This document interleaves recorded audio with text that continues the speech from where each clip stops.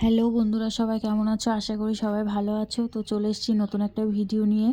তো তোমরা তো শর্টস ভিডিও দেখেই ফেলেছো যে হাঁসের মাংস রেসিপিটা। তো ওই রেসিপিটা পুরোটা দেখতে হলে তোমরা আমার ভিডিওটা দেখতে থাকো। তো দেখতে পাচ্ছ এখানে আমি হাঁসের মাংস ফার্স্টে হাঁসটাকে পরিষ্কার করে পুড়িয়ে নিয়ে তারপরে আমি মাংসগুলো কেটে নিয়েছি। তো তোমরা দেখতে থাকো ভিডিওটা, আর কি কি মশলা নিচ্ছি তোমরা সেটাও দেখে নাও। তো আমার ভিডিওগুলো তোমাদের যদি ভালো লাগে তাহলে অবশ্যই তোমরা চ্যানেলটাকে সাবস্ক্রাইব করে পাশে থেকো। আর আমার ভিডিওগুলো তোমাদের কেমন লাগে তোমরা অবশ্যই কমেন্ট করেও জানিও। তো দেখতে পাচ্ছ সব মশলাগুলো আমি নিয়ে নিয়েছি, আদা রসুন যা যা মশলা আর কি ঘরোয়া লাগে সেগুলোই আমি নিয়েছি। তারপর এখানে আমি আলুগুলোকে ভেজে নেব। আলু তার মধ্যে আরেকটা জিনিস দেবো হাঁসের মাংসে, সেটা হচ্ছে মূলো। তোমরা কে কে মূলো দিয়ে হাঁসের মাংস খাও তোমরা অবশ্যই কমেন্ট করে জানিও। তো মূলো আলুগুলোকে আমি ভালো করে ভেজে নেব, নিয়ে তারপরে মশলাটাকে কষিয়ে নিতে হবে।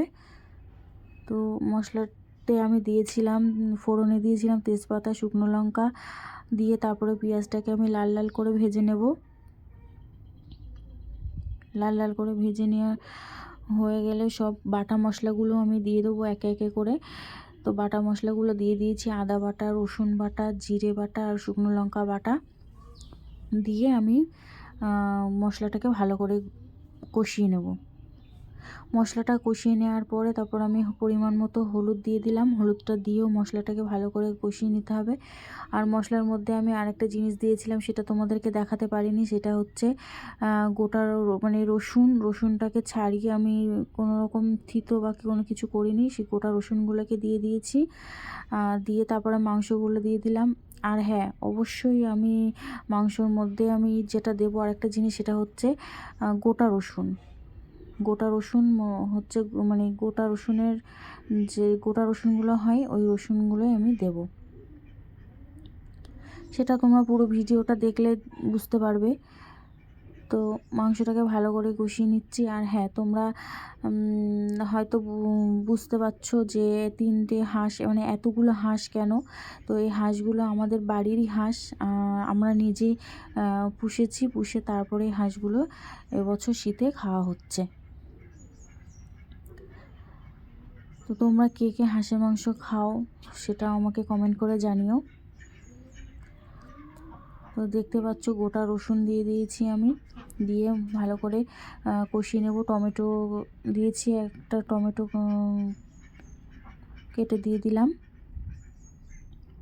দিয়ে মশলাটাকে এই মাংসটাকে আমি ভালো করে কষিয়ে নেওয়ার পরে আমি দেখছিলাম কষানো মাংস খেয়ে যে কেমন হয়েছে, লবণ লঙ্কা এগুলো সব ঠিক আছে কি না।